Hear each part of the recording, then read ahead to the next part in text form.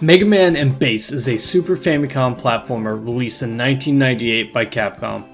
This game was a very late release on the Super Famicom and was in fact released a year and a half after Mega Man 8 on the PlayStation. This is the first mainline Mega Man game where you can play as Bass, Mega Man's rival who was introduced in Mega Man 7. Is this the best Mega Man game on the system, or something else entirely? Let's get into it. The story takes place a year after the events of Mega Man 8. The main antagonist is a robot by the name of King, who wants to create a utopia for all robots and is stealing data to create an unstoppable army. Mega Man's motivation for stopping King is to save the world. Bass's motivation, however, is a lot more selfish. He just wants to prove that he is the strongest robot of all and decides to prove himself against King. The story here breaks off from the traditional Dr. Wily is running amok, go stop him. So that's a nice plus. King's introduction is also pretty savage and sets him up as an actual threat.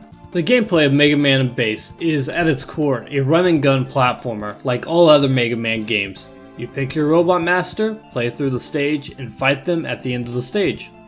Mega Man and Bass is similar to Mega Man 7 and 8 in that you don't have access to all the robot masters at the beginning. Unlike them though, you unlock different robot masters depending on who you beat. So, is there a difference between Mega Man and Bass? Yes. Mega Man plays just like he has since Mega Man 4. He has his Mega Buster and he slides. Bass, however, is a much more mobile character.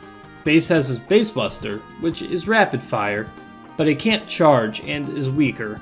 However, Bass can aim his buster in all directions but straight down. The trade-off here is that he can't run when shooting.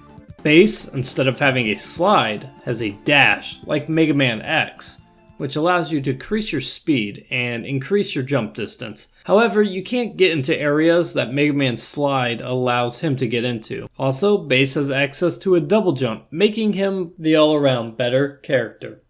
The graphics of Mega Man and Bass are absolutely amazing and wonderful to look at. This game actually uses a lot of Mega Man 8's sprites. Though they are compressed, they are still amazing to look at, especially considering that this is a Super Famicom game. Everything is nicely animated and just flows really well. The music, sadly, in my opinion, isn't up to Mega Man's standards, at least not from the older games. It's good in the context of the game, but it's not memorable. So, what are the negatives? There are two negatives to this game that really stand out. The smaller one is the difficulty. This is one hard Mega Man game, harder than every other one that predates it. It's got some cheap design that makes certain sections annoying and frustrating.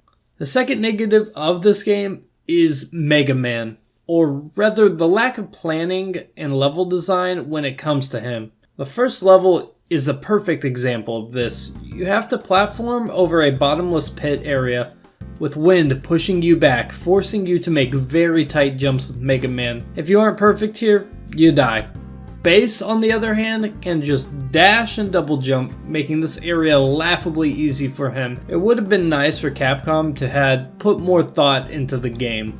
Mega Man and Bass should have dropped Mega Man and just been a game about Bass, since that's what the developers clearly wanted.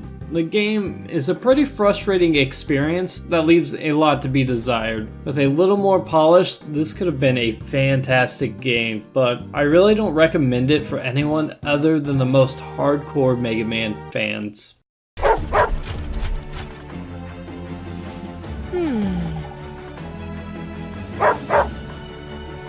We could use this!